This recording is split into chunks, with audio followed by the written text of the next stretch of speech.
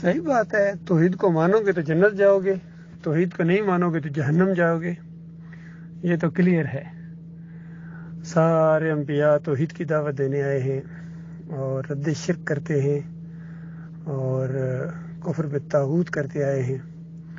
باقی ہمیشہ یہی ہوا ہے، ہمیشہ پہلی جو مشرک قوم اس زمین کے اوپر برپا ہوئی ہے اس کے بھی 5 تن پاک تھے۔ بخاری کی روایت کے اندر آتا ہے کہ یہ 5 جو لوگ جن کو وہ قوم پوج رہی تھی وہ اولیاء اللہ تھے، یعنی نیک لوگ تھے، صالحین تھے، ان کو پوجنا پکارنا شروع کر دیا۔ پہلی مشرک قوم کے 5 تن پاک اور آخری مشرک قوم کے 5 تن پاک، یہ بھی پوجتے ہیں نبی صلی اللہ علیہ وآلہ وسلم کو، ان کی بیٹی فاطمہ کو، ان کے داماد علی رضی اللہ عنہ کو، اور نبی علیہ السلام کے نواسوں حسن حسین رضی اللہ تعالیٰ، ان سب کو پوجتے ہیں، پکارتے ہیں، ان کی نظر و نیاز کرتے ہیں، ان کے گنبد سجائے ہوئے ہیں، روزے کہتے ہیں ان کو، سامنے جا کے جھکتے ہیں، رکوع کرتے ہیں، سجدے کرتے ہیں۔ اور کیوں نہ سجدے کریں جبکہ ان کے کافرین نے کہا ہے کہ نیک لوگوں کو سجدہ کرنا یہ تعظیم ہے، یہ شرک نہیں ہے، یہ تعظیم ہے۔ اور اسی وجہ سے پیروں کے سامنے سجدے ہو رہے ہیں، مزاروں کے سامنے سجدے ہو رہے ہیں، طاہر القادری کے سامنے سجدے ہو رہے ہیں، طارق جمیل کے گھٹنے دبائے جا رہے ہیں، اور مزاروں کے سامنے سجدے ہیں، کیونکہ دلیل پکڑتے ہیں، ان کے دماغ کے اندر شرک ہے، اور پھر الزام لگاتے ہیں کہ انبیاء بھی ایسے کیا کرتے تھے۔ پورا خاندان یعقوب علیہ السلام کہتے ہیں کہ یوسف علیہ السلام کے سامنے سجدے میں گر گیا، اور کہتے ہیں یہ تعظیم ہے، سجدہ تعظیمی ہے۔ کیوں؟ ابن کثیر نے لکھ دیا جی، اچھا اللہ نے اپنی کتاب نازل فرمائی اور کہا کہ تمام انبیاء اللہ کو پکارتے تھے، اللہ کی نظر و نیاز کرتے تھے، اللہ کے سامنے رکوع اور سجدے کرتے تھے۔ نبی علیہ السلام ہمیشہ اللہ کو سجدہ کرتے تھے، جب بھی کوئی خوشی کی خبر ملے تو اللہ کے سامنے سجدہ ریز ہو جاتے تھے۔ ابو بکر صدیق کا بھی یہی انداز تھا۔ سارے انبیاء اسی سنت کے مطابق عمل کرتے رہے ہیں۔ سورہ مریم کے 58 نمبر آیت کے اندر اللہ تعالیٰ نے انبیاء کی سنت بیان کی ہے کہ دیکھو ان کے سامنے جب بھی اللہ کی آیات آتی، اللہ کی نشانیاں آتی تو وہ دڑام سے سجدے میں گر جاتے تھے۔ تو فتح مکہ کے موقع کے اوپر بھی نبی علیہ السلام اللہ کے سامنے سجدہ کرتے ہوئے داخل ہوئے ہیں، اور بنی اسرائیل کو بھی یہی کہا تھا تم اس شہر میں داخل ہو جاؤ، سجدہ ریز ہوتے ہوئے جانا، سجدہ ریز اللہ کو سجدے کرنا۔ تو انہوں نے اس چیز کو بدلی کر دیا۔ اسی طریقے سے اس امت کو کہا گیا تھا کہ بالکل اللہ کے علاوہ کوئی سجدے کے لائق نہیں ہے۔ تو جب نبی علیہ السلام سجدے کے لائق نہیں ہیں، ابراہیم علیہ السلام سجدے کے لائق نہیں ہیں، تو یوسف علیہ السلام سجدے کے لائق کیسے ہو گئے؟ بس ان مفسرین نے جو لکھ دیا ہے، کیا کیا جائے، ان کے دماغوں میں شرک ہے۔ اسی طریقے سے محمود الحسن کتنے بڑے عالم دین ہیں، وہ لکھتے ہیں کہ اللہ کے بندوں کو پکارنا اللہ ہی کو پکارنا ہے۔ سورہ فاتحہ کی تفسیر میں اندازہ لگائیے، تفسیر شبیر احمد عثمانی نے اس کو پایا تکمیل تک پہنچایا، اور 2.5 پارے محمود الحسن نے لکھے، پھر ان کی وفات ہو گئی اسی شرک کے اوپر، اور عرصہ دراز تک سعودی عرب سے یہ بانٹی جاتی رہی ہے بہترین پرنٹنگ کے ساتھ، اور پہلے ٹائٹل کے اوپر لکھا ہوا، پہلے پیج کے اوپر کہ شاہ فہد کی طرف سے امت مسلمہ کو تحفہ۔ تو امت مسلمہ کو جب یہ تحفے دیے جائیں، شرک کے انجیکشن دیے جائیں، اسی طرح دعوت القرآن جیسی تفسیر کے اندر اندازہ لگے، گویا دعوت القرآن کا مطلب یہ کہ قرآن کی دعوت، تو قرآن کی دعوت میں محمد حنیف صاحب نے لکھ دیا کہ یہ سجدہ تعظیمی تھا، اللہ کا حکم تھا، سارا خاندان اللہ کے سامنے سجدہ ریز ہو گیا۔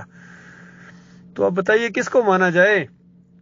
اب تفسیریں 2 قسم کی ہوئی ہیں، ایک مشرکانہ تفسیر ہے، ایک توحید والی تفسیر ہے۔ تو ایمان والی تفسیر کو چھوڑ کر شرک والی تفسیر کو مان لینا یہ عقل مندی نہیں ہے۔ اسی میں اللہ تعالیٰ نے آپ لوگوں کی آزمائش رکھی ہوئی ہے، اور علماء 2 گروہوں میں بٹے ہوئے ہیں۔ اب دیکھیے ہر معاملے کے اندر علماء کے 2 گروہ ہیں، چاہے وہ تعویذ گنڈے کا معاملہ ہو، کچھ علماء کہتے ہیں تعویذ گنڈا بالکل جائز ہے اور لکھ لکھ کے دیتے بھی ہیں، کچھ علماء کہتے ہیں کہ یہ بالکل ناجائز ہے اور یہ شرک ہے، من تعلق تمیمۃ فقد اشرک۔ اسی طرح کتنے علماء ہیں، ان کی تعداد زیادہ ہے، وہ کہتے ہیں کہ نبی علیہ السلام قبر کے اندر زندہ ہیں، بلکہ سارے انبیاء زندہ ہیں، نمازیں پڑھتے ہیں۔ تو بتائیے، اب کچھ علماء ہیں وہ کہتے ہیں کہ دیکھو نمازیں صرف پڑھتے ہیں، زکوٰۃ اور حج اور تبلیغ نہیں کرتے ہیں، جہاد نہیں کرتے ہیں، یہ قبر پرستی کی بنیاد فراہم کی ہے آپ لوگوں نے تاکہ پوجی جاتی رہے، تو یہ جنتوں میں زندہ ہیں، ان قبروں میں زندہ نہیں ہیں۔ تو اس طریقے سے وہ بھی تو عالم دین ہے. اب کس کی بات مانا جائے؟ بھائی جنت میں زندہ ہیں یہ زیادہ بات سمجھ میں آتی ہے، یا قبروں میں زندہ ہیں یہ بات زیادہ سمجھ میں آتی ہے؟ حقیقت یہ ہے کہ اگر کسی بھی نیک انسان کو، چاہے وہ نبی کیوں نہ ہو، کتنا بڑا صدیق ہی کیوں نہ ہو، اگر لوگ اس کو پکڑ کے زندہ اگر قبر کے اندر دفن کر دیں گے، تھوڑی دیر بعد نکالو گے فوت ہو جائیں گے. اور سب کو پتا ہے، بڑے سے بڑا عالم دین ہے، اس کو کہو بھی ہم آپ کو قبر کے اندر دفن کرتے ہیں، بس 1 گھنٹے بعد نکال لیں، وہ کہے گا نہیں میں مر جاؤں گا. سب کو پتا ہے، یہ حقیقت ہے. لیکن ان کا عقیدہ یہ ہے کہ میت کو دفن کرو وہ زندہ ہو جاتا ہے. اس طرح جھوٹی روایتوں کے ذریعے اور جھوٹی تفسیروں کے ذریعے، مشرکانہ تفسیروں کے ذریعے آج امت کو مشرک بنا دیا ہے انہوں نے. اسی لیے چادریں چڑھاتے ہیں، عرس کرتے ہیں، میلے کرتے ہیں، اور پوری دنیا میں ذلت اور خواری ان کے ساتھ چمٹا دی گئی ہے. اب باقی کرت ان کی اچھی ہے، نمازیں بھی ہیں، تہجد گزار بھی ہیں، عمرے بھی کرتے ہیں، حج بھی کرتے ہیں، لیکن عقیدے کی خرابی کے ساتھ اللہ تعالیٰ نے فیصلہ کر دیا کہ دیکھو تم کیا چیز ہو، یہ انبیاء ہیں.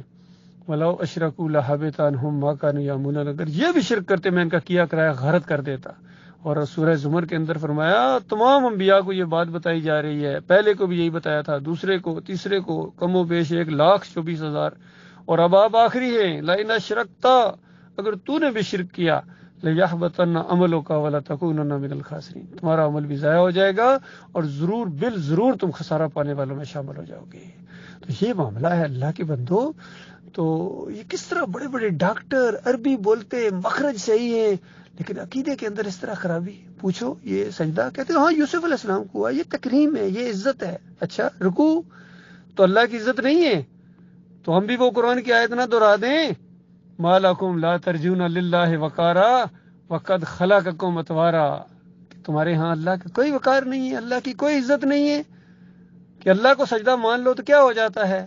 مشرکین مکہ کو بھی جب کہا جاتا تھا رحمان کو سجدہ مانو، تو کہتے ہیں رحمان کو سجدہ کیوں مانے، جس کو تو کہے ماننا شروع کر دے.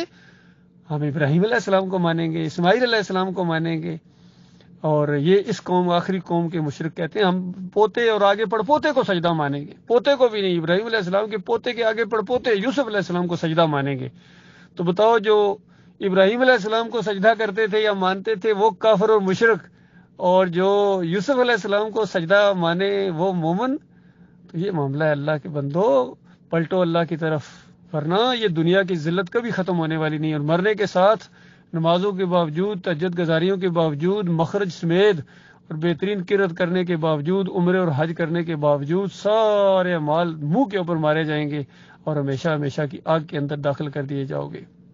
اسی ابن کثیر کی مشرکانہ تفسیر کو محمد حنیف نے دعوت القرآن کے اندر آگے بڑھایا اور کہا کہ یہ یوسف علیہ السلام کے سامنے سجدہ ریز ہو گیا پورا خاندان، وخروا، سارے کے سارے گر پڑے. حالانکہ وہ جہاں قرآن کا انداز ہے وہ خالص سجدہ شکر ہے کہ سارا خاندان وہ ہے اللہ کے سامنے سجدہ ریز ہو گیا، اور شکر گزاری انہوں نے کی ان رحمتوں اور برکتوں کی وجہ سے جو اس خاندان کے اوپر، اس مجاہد خاندان نے ہمیشہ اللہ کے لیے انہوں نے کفر و شرک کے خلاف لڑکے، اور شرک کا شیبہ اور معمولی سا ایک داغ بھی ان کے نامہ اعمال کے اوپر نہیں تھا.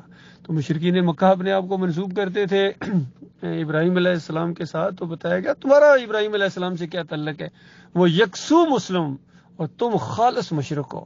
اسی طریقے سے یہ آخری قوم ہے، یہ سارے بریلوی ہوں، دیوبندی ہوں، اہل حدیث ہوں، سلفی ہوں، سارے ایک سے ایک بڑھ کر سارے منسوب کرتے ہیں کہ ہم نبی علیہ السلام کی سنت کے اوپر ہیں، اور پھر سجدے کرتے ہیں کسی اور کو، پھر دین کے اوپر اجرت لیتے ہیں. نماز بھی اللہ کے لیے نہیں پڑھاتے ہیں، پیسے، دینار، درم اور روپے کے لیے ان کے سارا دین آج دکانداری کی شکل اختیار کر. اذان نہیں دیتے ہیں اللہ کے لیے، سیکھتے ہیں مؤذن بننے کے لیے سیکھتے ہیں، قرأت سیکھتے ہیں امام بننے کے لیے سیکھتے ہیں.